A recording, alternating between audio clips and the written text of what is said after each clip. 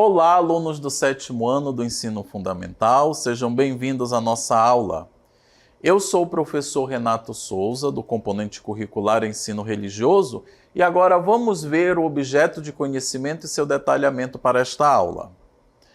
Aula de número 3, objeto de conhecimento, místicas e espiritualidades. Seu detalhamento, as grandes correntes espirituais da atualidade, as questões da relação entre religião, saúde e fenômenos climáticos na Amazônia.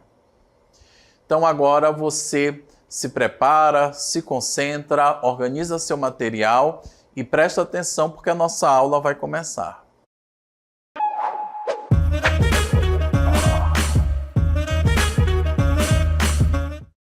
Olá, alunos do 7º ano do Ensino Fundamental. Sejam bem-vindos à nossa aula de ensino religioso. E hoje nós vamos nos aprofundar um pouco mais nesse caminho da ciência da religião, entendendo aí essa relação entre espiritualidade e religião e como esses elementos estão presentes na nossa vida, mesmo na vida daquela pessoa, daquele seu colega, daquele seu vizinho, daquele seu familiar ou daquele seu parente que não professa nenhuma religião, que não acredita em Deus, mas, em certo sentido, de certo modo, espiritualidade e religião estão presentes na vida de todos os seres humanos. Vamos lá. Atualmente, tem sido comum encontrarmos pessoas que dizem seguir uma espiritualidade e não uma religião. Muitas vezes a gente acaba escutando pessoas que dizem acreditar em Deus ou acreditar em Jesus, mas não seguem religião nenhuma. Ou pessoas que chamam a Deus de a espiritualidade, ou ainda o ser superior, o ser supremo. Né? Há algum tempo atrás, alguém chamava Deus de o cara lá de cima, né? Ou ainda pessoas que desenvolvem práticas espirituais próprias, ora mesclando alguns elementos de diferentes religiões, ora construindo algo próprio, uma espiritualidade própria ou elementos próprios. É muito importante que a gente entender aqui que há pessoas que seguem uma religião institucionalizada, com suas regras, com suas normas, com suas doutrinas, com suas orientações, e há pessoas que, embora conheçam a religião ou algumas religiões, mas acaba seguindo o seu caminho espiritual próprio e acaba construindo algumas coisas, algumas práticas, alguns elementos. É importante a gente perceber aí essa diferença. Vamos continuar. Em uma sociedade tão plural como o Brasil, também é diversa a forma de buscar e se comunicar com Deus e com o mundo espiritual. O Brasil é um estado laico, ou seja, aqui não há uma religião oficial, mas há liberdade para que todas as religiões e espiritualidades presentes no país possam realizar livremente suas práticas e que sejam respeitadas quanto a isso. Então, assim como a sociedade brasileira é diversa, é plural, há pessoas de todas as raças, de todas as cores, de todas as opiniões, também na dimensão religiosa, a humanidade e a sociedade são assim, são diversas, são plurais. As pessoas, elas têm sua forma própria de buscar a Deus e de se relacionar com Deus e com as realidades espirituais. Para que a gente possa também ter aqui alguns conceitos, coisas bem concretas na nossa aula, vamos ver agora o conceito de espiritualidade. Vamos lá. A espiritualidade é um modo de ser e de viver de pessoas que acreditam na força espiritual. Ela pode ser individual ou comunitária, podendo ser ou não associada a uma religião. Olha aí que interessante. Espiritualidade e religião, elas não são opostas. Não é porque eu não sigo uma religião institucional, uma instituição religiosa, que eu estou oposto à espiritualidade. Muitas vezes as minhas práticas de espiritualidade, elas podem estar associadas à religião. Eu aprendi, por exemplo, eu adquiri o hábito, por exemplo, de acender velas no dia de finados dentro do catolicismo, embora eu não pratique, eu não seja um praticante ativo do catolicismo. Eu aprendi, por exemplo, adquiri o hábito de ler a Bíblia todos os dias na igreja evangélica, embora eu não participe, eu não congregue em nenhuma igreja evangélica. Eu aprendi o hábito de meditar, de tirar alguns minutos durante o dia para meditar, para buscar em mim mesmo uma harmonia, um equilíbrio no hinduísmo. Embora eu não pratique o hinduísmo, mas eu aprendi, por exemplo, pela internet a meditação. Então, essas duas, espiritualidade e religião, essas duas realidades, elas estão conectadas. Embora vamos ver mais adiante que elas também têm suas diferenças. Vamos ver agora alguns exemplos de espiritualidade. Olha, exemplos de espiritualidade.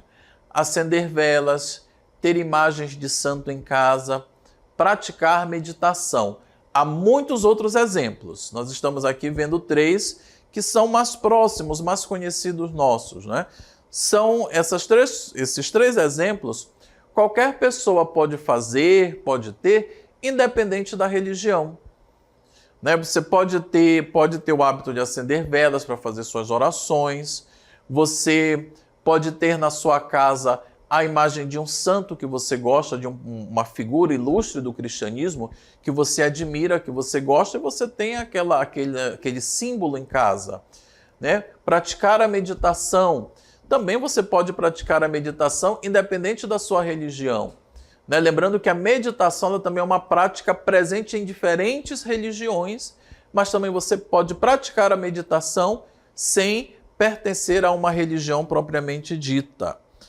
Quem tiver interesse, na internet tem vários vídeos que ensinam a prática da meditação e os seus benefícios, inclusive para a saúde do corpo, para a saúde física. E vamos ver agora o conceito de religião. Religião é um conjunto de práticas, crenças e saberes manifestados na doutrina e nos dogmas, geralmente liderados por pessoas com atribuições distintas a dos outros membros. E quase sempre é algo institucionalizado. Olha aí, a religião ela já é algo mais comunitário, mais coletivo. A espiritualidade ela pode ser só minha, mas também posso partilhar com outras pessoas. A religião não, ela é algo comunitário. E geralmente aquele grupo de pessoas religiosas tem um líder. Esse líder ele tem algumas atribuições especiais dentro da comunidade, que outros membros, outros adeptos da religião não têm.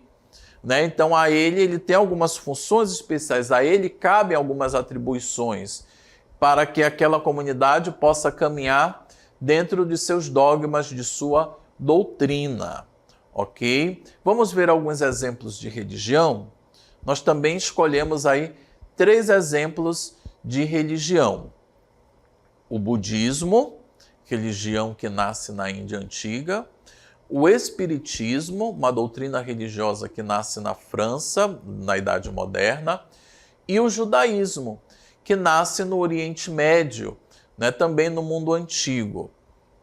São religiões bem institucionalizadas, tem seus templos, tem seus centros religiosos, seus centros de práticas religiosas, tem as suas lideranças, ou pelo menos no caso do Espiritismo, tem aquelas pessoas que são referência no estudo da doutrina espírita, tem os seus dogmas, tem seus ensinamentos, e geralmente as suas comunidades elas têm algum tipo de reconhecimento por parte do Estado, como por exemplo o CNPJ, tem propriedades, tem algum recurso financeiro, então já são instituições religiosas. Espiritualidade não tem nada dessas coisas.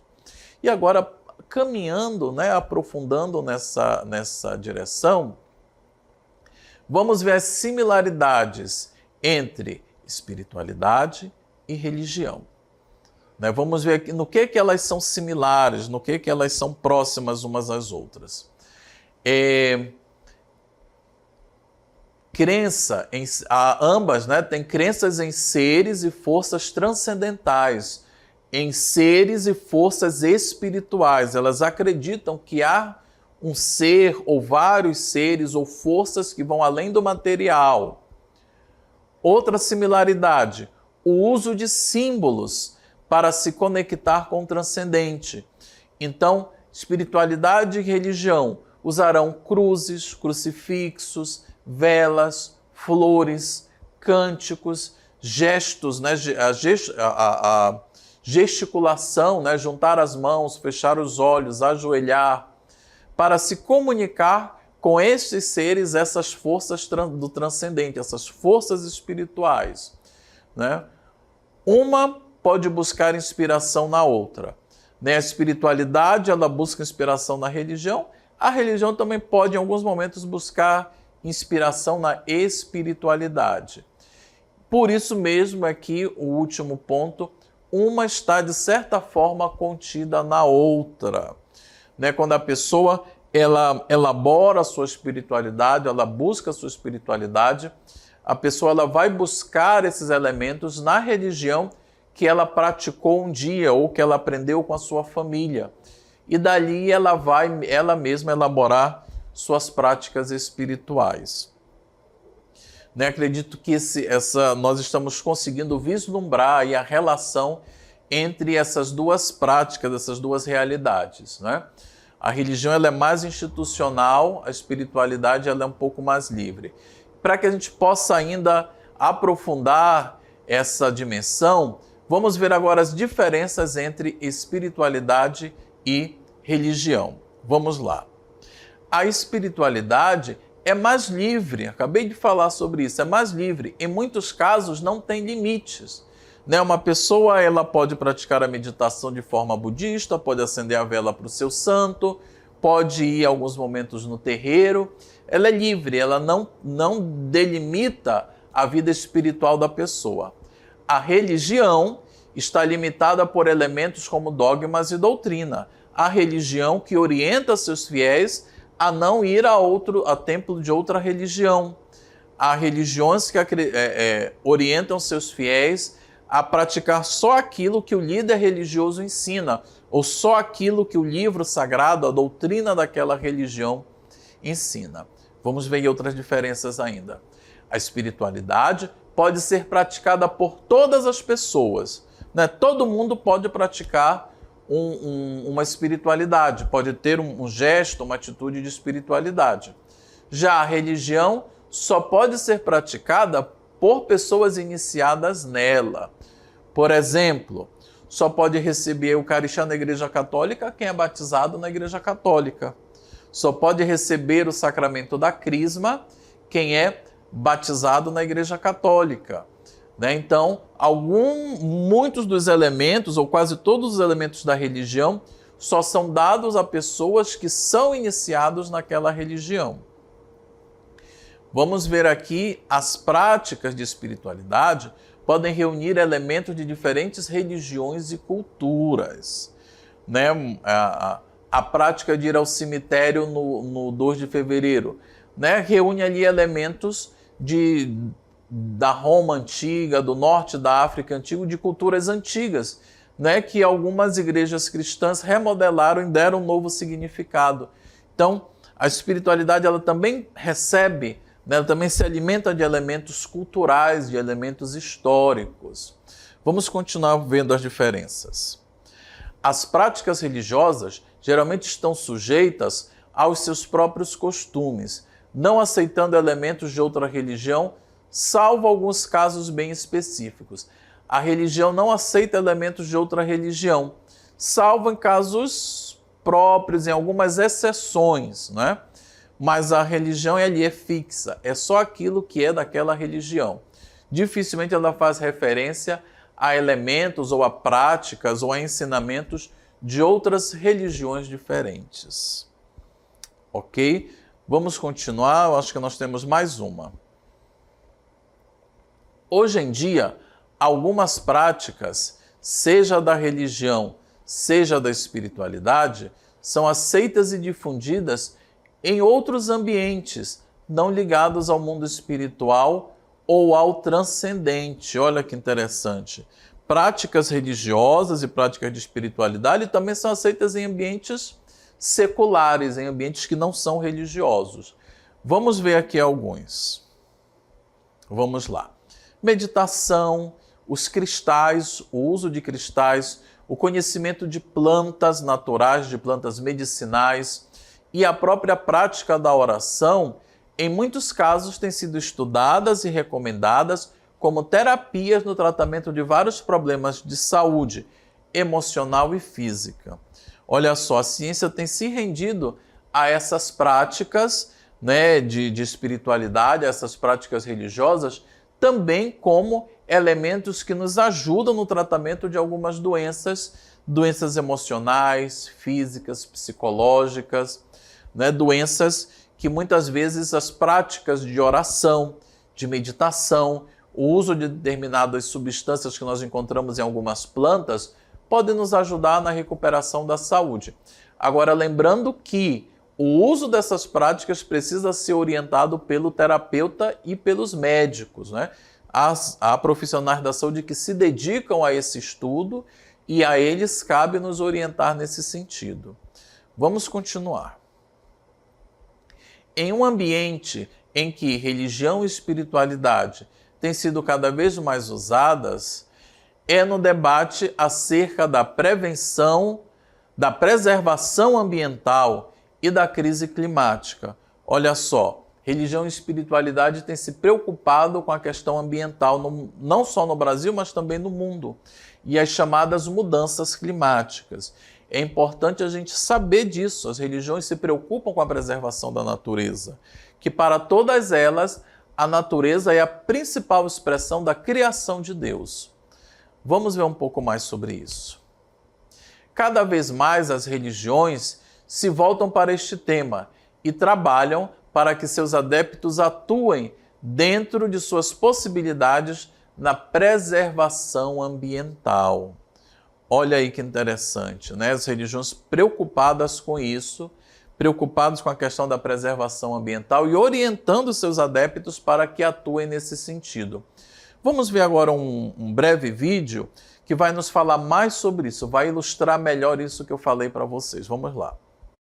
Espiritualidade e religião são práticas que ora se parecem a tal ponto de uma utilizar elementos da outra, mas também possuem diferenças entre si.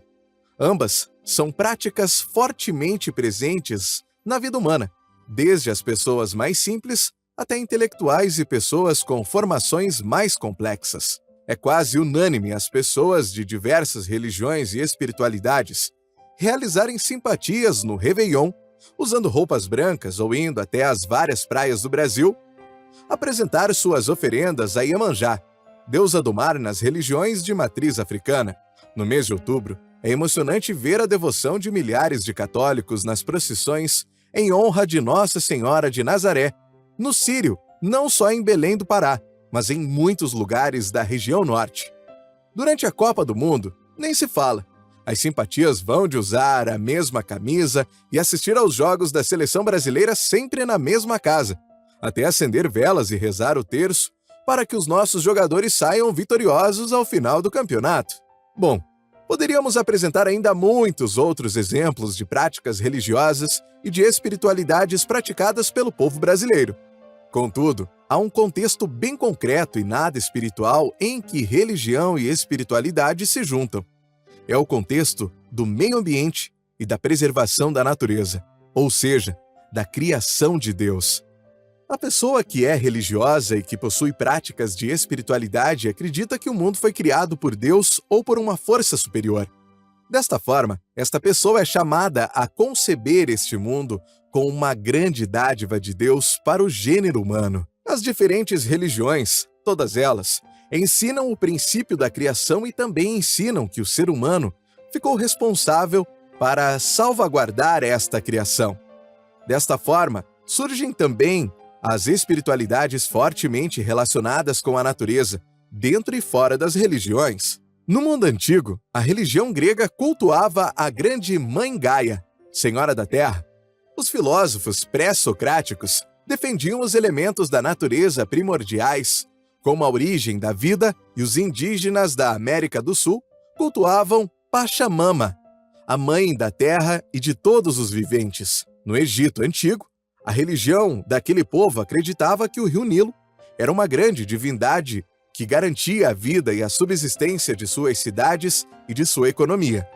Da mesma forma, as espiritualidades hinduístas na antiga Índia, em relação ao rio Ganges, que ainda hoje é um importante ponto de peregrinação para o hinduísmo.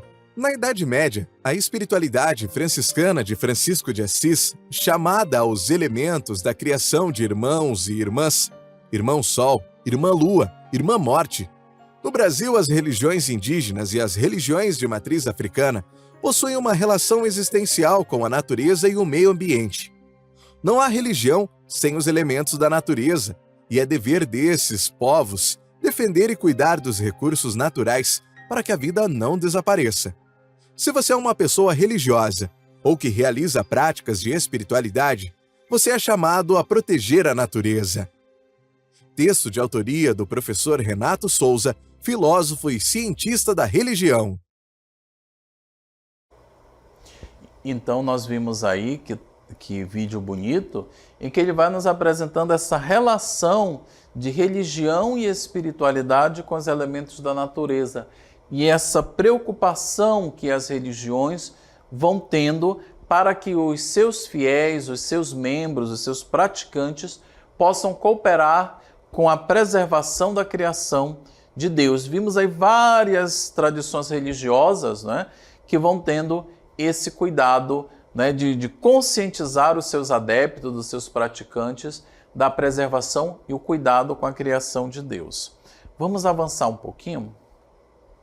Como vimos no áudio, espiritualidade e religião, desde suas origens, possuem estreita relação com o meio ambiente e com elementos da natureza.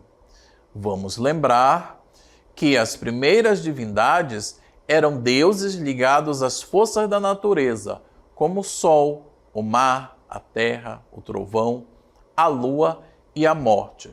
Olha que interessante, os primeiros deuses que nós hoje vemos nos filmes, lemos em histórias, nas séries da TV, todos eles são seres relacionados às forças da natureza. Um pouco mais tarde vão aparecer os deuses ligados às realidades humanas, né, como o amor, a sabedoria, o casamento, os lares. Né? Então, a religião ela vai se relacionando, ela vai levando o ser humano a formar uma comunhão com o meio ambiente, né, com a criação que o cerca. Vamos seguir um pouco. Mesmo no monoteísmo abraâmico e nas religiões que nascem dele, vamos ver aí judaísmo, cristianismo, islamismo, sufismo. O Deus único de Abraão é o Criador e Senhor da natureza e de seus elementos e manifestações. Olha aí, mesmo com o advento do monoteísmo, o maior deles é o monoteísmo abraâmico, se concebe o Deus único como Senhor e Criador da natureza, como o Criador de todas as manifestações das forças da natureza.